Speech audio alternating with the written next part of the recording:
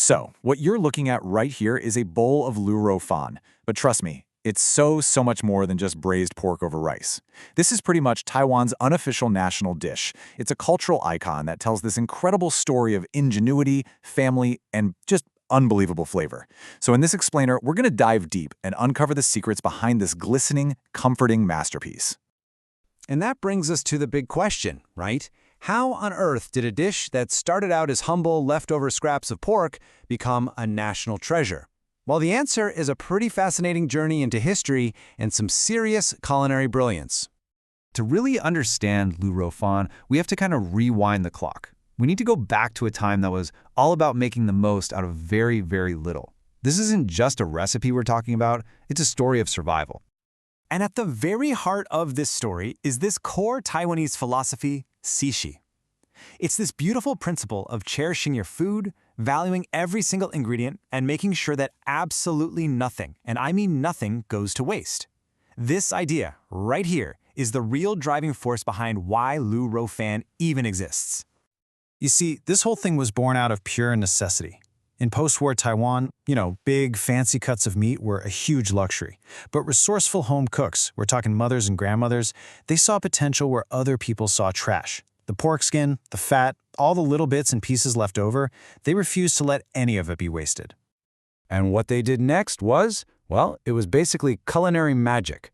They took these humble scraps, threw in some aromatics like shallots and garlic, some soy sauce, and the most important ingredient of all, time. Just patience. By simmering it low and slow, all those overlooked bits would release their collagen and fat, melting down into this rich, glistening sauce. Some people call it the golden sauce, and it could turn a simple bowl of rice into a hearty, delicious meal for the entire family. But the story gets a little more complex, and honestly, it's kind of fun. This dish is so deeply rooted in the culture that different parts of Taiwan can't even agree on what to call it. So welcome to the great North-South name debate. Okay, so here's the deal, and you really need to pay attention to this if you ever visit Taiwan. In the north, say in Taipei, if you order Lu Rou Fan, you're going to get that delicious sauce with hand-cut pork belly strips. But if you go down south to a city like Tainan, that same dish is called Rosao Fan, and it's typically made with minced pork. And here's the kicker. If you order Lu Rou Fan in the south, don't be shocked if a giant slab of braised pork belly shows up at your table instead. It's a totally different dish. But at the end of the day, here's what matters. Despite the friendly rivalry and the different names, the soul of the dish is exactly the same. That rich, savory, comforting flavor, that's a universal language that's spoken all across Taiwan. All right, now for the part I'm sure you've been waiting for. We've talked about the history, we've talked about the culture, but how do they make that magical, glistening sauce? Let's unlock the secrets to its absolutely incredible flavor.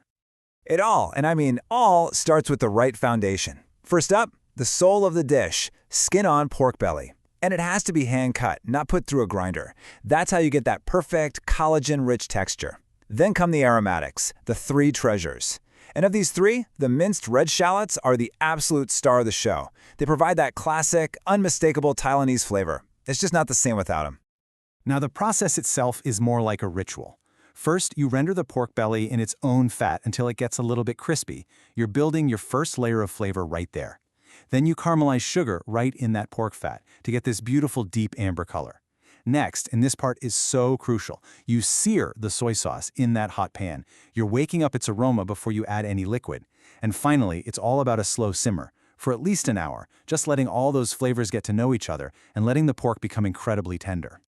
And now for the ultimate pro tip. This is the one that every Taiwanese grandma knows. Don't eat it right away. I know it's hard, but let that sauce cool down and rest, preferably overnight in the fridge. What happens is the flavors deepen, the collagen sets, and you end up with an even richer, more intensely flavorful sauce the next day. It's a total game changer. So, after all that history and all that technique, we finally arrive at the perfect bowl. And this isn't just about throwing food together, it's the culmination of everything we've just talked about.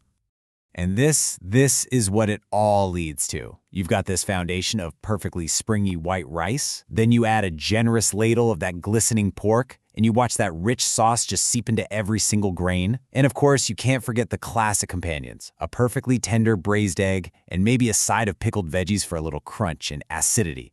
It's perfection. So you see, What's in this bowl is so much more than its ingredients. It's a serving of history. It's a testament to incredible resourcefulness. And for millions and millions of people, it is, quite simply, the comforting taste of home. And that really leaves us with one last thought. Every single culture has its own version of Lu Rou Fan, a dish born from history, from necessity, and from love. So it makes you wonder, what story does your favorite comfort food tell?